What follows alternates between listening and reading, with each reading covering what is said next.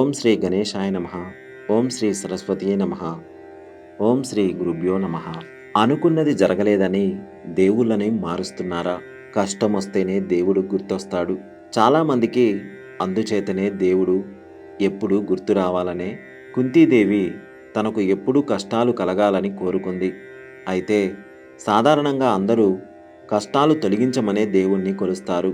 ఏ ఆపద వచ్చినా, కోరిన కోరికలు తీరకపోయినా, బాధల బందీ పెరిగి బ్రతుకు బరువు అవుతున్నా అప్పుడు కనిపించేది దేవుడొక్కడే.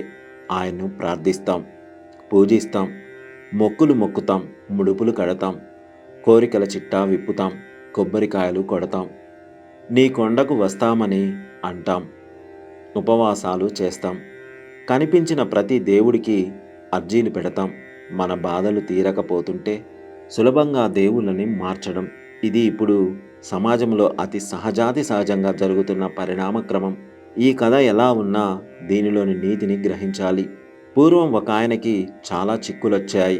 ఎక్కడికెళ్ళినా చుక్కెదురవుతుంది.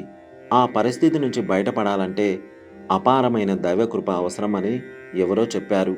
ఏ దేవుణ్ణి పూజించాలనే మీమాంస వచ్చింది.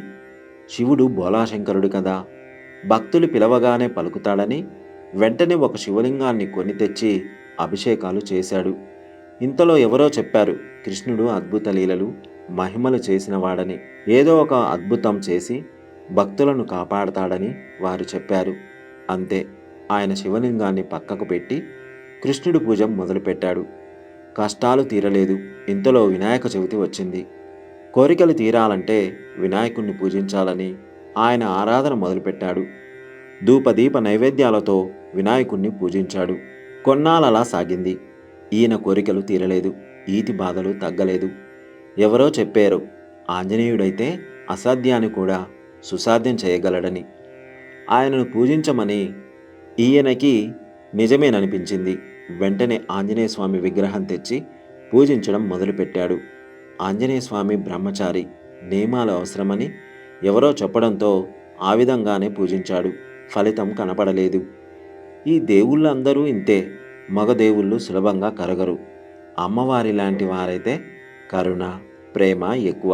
తల్లిలా ఆదుకుంటుందని అమ్మను కొలవాలనే నిర్ణయానికి వచ్చాడు. అయితే ఆయన సుకృతమో, కాలం కలిసొచ్చిందో కష్టాలు తీరాయి, కోరికలు నెరవేరాయి, సిరి సంపదలు, సుఖ సంతోషాలు కలిగాయి. అమ్మ మీద నమ్మకం పెరిగిపోయింది. ఒకరోజు అమ్మ ముందు పెట్టిన సాంబ్రాణి కడ్డి ధూపం తాను ఇంతకు ముందు పూజించిన ఇతర దేవతాల విగ్రహాల వైపు వెళ్ళడం చూశాడు. వారికి ఈ ధూపం ఆఘ్రానించే అర్హత లేదని ఆ విగ్రహాల ముఖాలను కప్పేలా గుడ్డలు కట్టాడు.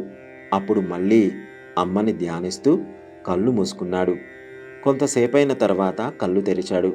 ఎదురుగా శివుడు, కృష్ణుడు, గణేశుడు, ఆంజనేయుడు నిలబడి ఉన్నారు. ప్రసన్నంగా నవ్వుతున్నారు.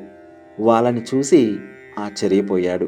అయితే తేరుకొని, నేను మిమ్మల్ని అందరినీ చాలా కాలం శ్రద్ధగా భక్తితో ఆరాధించాను. మీరిప్పుడొచ్చారా? నేనిప్పుడు మిమ్మల్ని పిలవలేదు, రమ్మనలేదు. పైగా మీ మీద కోపంతో, మీ ముక్కు నోళ్లను మూసే ఉద్దేశంతో మీ ముఖాలకు గుడ్డలు కట్టాను అన్నాడు. అప్పుడు శివుడు, నాయనా, అప్పుడు నీవు మమ్మల్ని నిర్జీవమైన విగ్రహాలుగానే భావించావు. ఇప్పుడు మమ్మల్ని సజీవులుగా భావించావు. కనుకనే ధూపం ఆఘ్రానించకూడదని ముక్కు నోళ్లకు గుడ్డలు కట్టావు. మేము ఇక్కడ ఉన్నామన్న విశ్వాసం నీలో చూసి దర్శనమిచ్చాం అని చెప్పాడు. తక్కిన వారంతా శివుడు చెప్పింది వింటూ అవును అన్నట్టు చిరునవ్వు చిందించారు. అందరూ అతన్ని ఆశీర్వదించి అంతర్ధానమయ్యారు. ఇక్కడ మనం తెలుసుకోవాల్సింది, భగవంతుణ్ణి విగ్రహంగా కాక నిజంగా ఉన్నాడనే దృఢ విశ్వాసంతో పూజించాలి, ఆరాధించాలి. అప్పుడే వారు కనిపిస్తారు. రామకృష్ణ పరమహంస చిన్నతనంలో అమ్మవారి గుడికి నైవేద్యం పట్టుకెళ్లాల్సి వచ్చింది.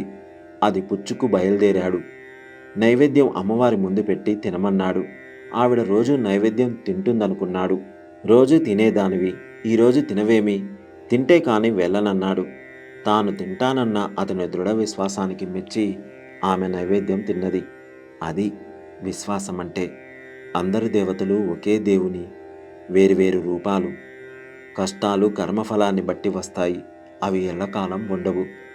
దైవారాధనతో కష్టాల నుంచి ఉపశమనం లభిస్తుంది. సర్వే జనా సుఖినో భవంతు. లోకా సమస్త సుఖినో భవంతు. గోవులను సేవించండి, గోవులను రక్షించండి. ప్రకృతిని కాపాడడం మన ధర్మం. దయచేసి ప్రతి ఒక్కరూ ఒక్క మొక్క అయినా నాటండి.